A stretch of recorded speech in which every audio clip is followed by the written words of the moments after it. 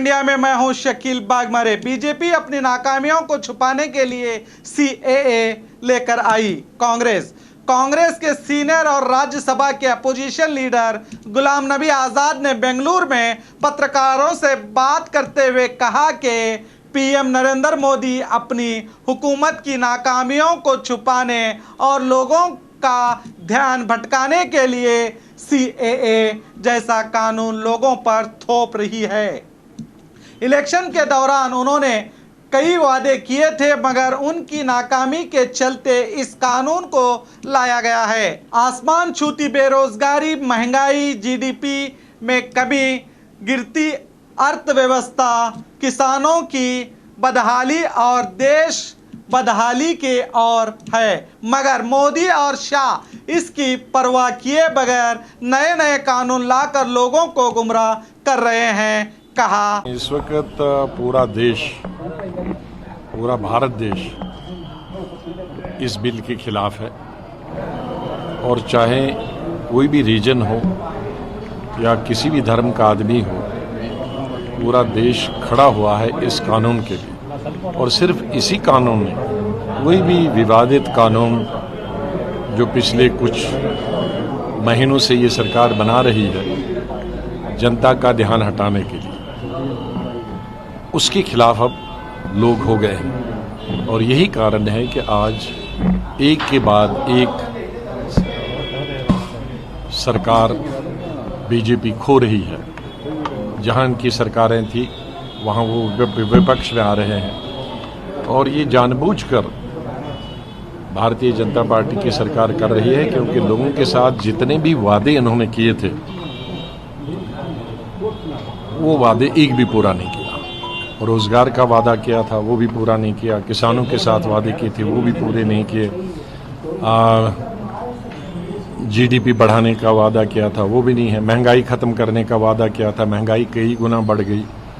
तो इन तमाम बातों का ध्यान हटाने के लिए अब ये विवादित कानून ला रही है और लोगों ने इसको बिल्कुल नकार दिया है।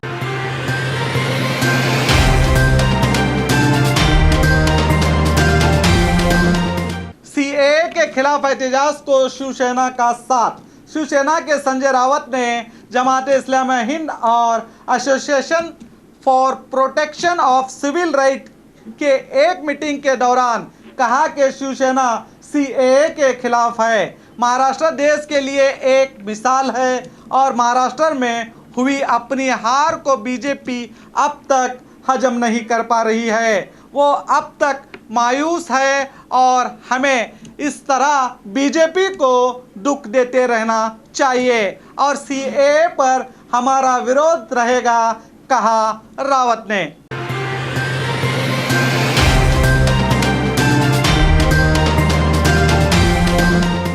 मिस्टर खान अपने मुल्क की फिक्र करें। ओवैसी। पाकिस्तान के वज़ीर आज़म इमरान खान ने नए साल के मौके पर अपना पहला ट्वीट करते हुए हिंदुस्तान की सूरत हाल पर अपना दुख जताया था। मोदी सरकार दहशतगर्दी पर उतरकर मुसलमानों का कत्लेआम कर रही है, जिसका जवाब देते हुए एमआईएम के नेता असदुद्दीन ओवैसी ने कहा है कि मिस्टर इमरान खान, आप हिंदुस्तानी मुसलमानों की फिक्र करना छोड़कर अपने मुल्क की फिक्र करें। हमारे साथ हमारा अल्लाह है और ज़मीन पर हमारी हिंदुस्तानियत और मजहबी शनाख्त को कोई छीन नहीं सकता। इसकी हिफाजत की जिम्मेदारी हमें हमारे दस्तूर ने दी है। हिंदुस्तानी मुसलमानों की फिक्र करने के बजाय पाकिस्तान में सिखों और गुरुद्वारों पर हमले को रोकने की फिक्र करें, कहा ओवैसी ने। मेरे अजीज दोस्तों और बुजुर्गों, ये पाकिस्तान के वजीर आजम से भी बोलना चाहूंगा। पाकिस्तान के वजीर आजम, आप हिंदुस्तान के मुसलमानों की फिक्र करना छोड़ दो, हमारे लिए अल्लाह काफी है। हम हस्बुनल्लाह व निअमल वकील कहने वाले हैं, नेमल मौला व नेमल नसीर कहने वाले हैं। और पाकिस्तान के वजीर आजम झूठा वीडियो डालते, बांग्लादेश का वीडियो बना के इंडिया का बोल दिया। Mister Khan, you worry about your own country, Mr. Khan, we would like to tell you, don't ever remember us. We have rejected the pagham, the message, the wrong theory of Jinnah. We are proud Indian Muslims, and till the day of judgment, inshallah, we will remain as proud Indian Muslims. No power on earth can take away my Indianness. No power on earth can take away my religious identity. Why? Because the Constitution of India guarantees me that.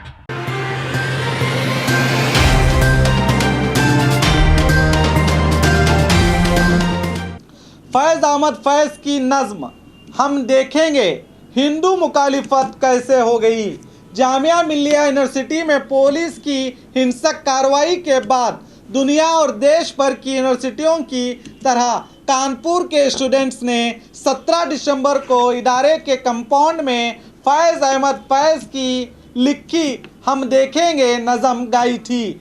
इसके बाद IIT के चंद student ने director को पत्र लिखकर ये complaint की थी कि ये नज़म हिंदू विरोधी है, इसीलिए इन विद्यार्थियों के खिलाफ कार्रवाई करनी चाहिए। इस कंप्लेंट के बाद इदारे ने एक कमेटी बनाकर इसकी तफ्तीश शुरू की तो पता चला कि इसका हिंदुओं से कोई लेना देना नहीं है। असल में ये नज़म फैज़ ने 1979 में पाकिस्तान में अपने हुकूमत जनरल ज़ियाउल हक के खिलाफ लिखी थी। 1984 को फैज़ की मौत हो गई और 1986 में गायिका इकबाल बानो ने इस नज़म को गाकर इसे दुनिया में अमर कर दिया। हम देखेंगे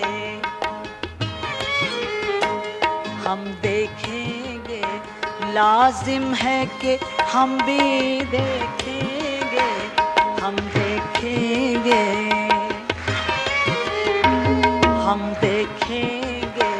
लाजिम है कि हम भी देखेंगे। जब जुल्मों सितम के कोहेगरा, जब जुल्मों सितम के कोहेगरा रूई की तरह उड़ जाएंगे। जिससे हिंदुओं का कोई लेना देना नहीं है। तफ्तीश के बाद डायरेक्टर ने इस नज़म को हिंदू विरोधी ना होने की बात कही है।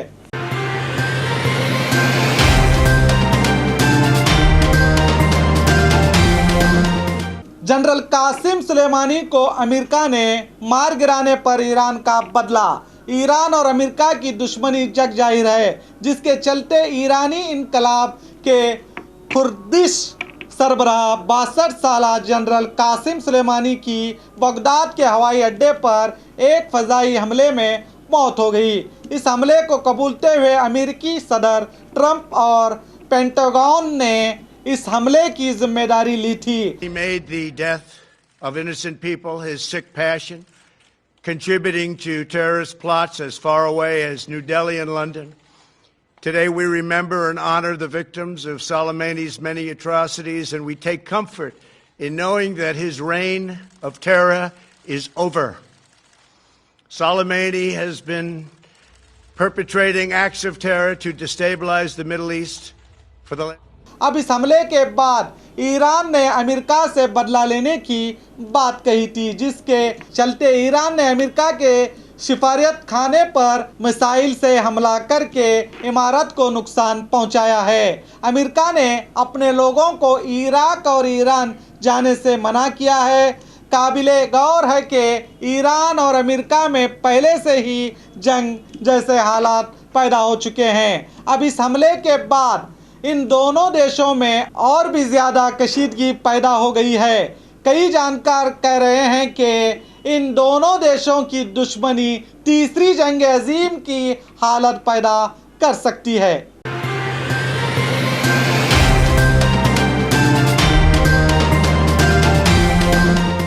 इरफान पठान का क्रिकेट से रिटायरमेंट का ऐलान। हिंदुस्तान क्रिकेट टीम के मशहूर फास्ट बॉलर इरफान पठान पहले वर्ल्ड T20 के हीरो रहे। इरफान पठान ने खुद को तवील अरसे तक टीम की तरफ से नज़रअंदाज करने के बाद 35 साल की उम्र में क्रिकेट के हर फॉर्मेट से रिटायरमेंट लिया है। देखिए, बहुत सेटिस्फाइंग रही है और मैं समझता हूँ मेरे लिए ये सब बोनस है, क्योंकि जिस वालिद का मैं बच्चा हूँ, जो फैसिलिटीज़ हमें मिली थी और जहाँ पे मेरे वालिद ने इतनी मेहनत की थी, जैसे मैंने पहले भी बताया था कि मस्जिद में पूरे महीने काम करने के बाद 500 रुपये अगर उनको मिलते थे, उसके बाद जो भी मिला है आज के ज़माने में, जितना भी हमें मिला है, ये रब का बड़ा शुक्र है। लोगों की दुआएं हैं, फैंस से बड़ा प्यार किया है। विकेट मैंने शायद 500 नहीं लिए, 600 नहीं लिए, लेकिन as a left arm bowler top 5 में रह चुका हूँ पूरी दुनिया में। ये मेरे लिए एक बड़ा सेंस ऑफ अचीवमेंट है, खुदा का शुक्र है। हमेशा हर कोई चाहता है और भी ज़्यादा बेहतर करें, मेरी भी यही उम्मीद थी, लेकिन this is it, it's time to something else but still connected with cricket. और खबरों के लिए देखते रहिए प्राइम टाइम इंडिया।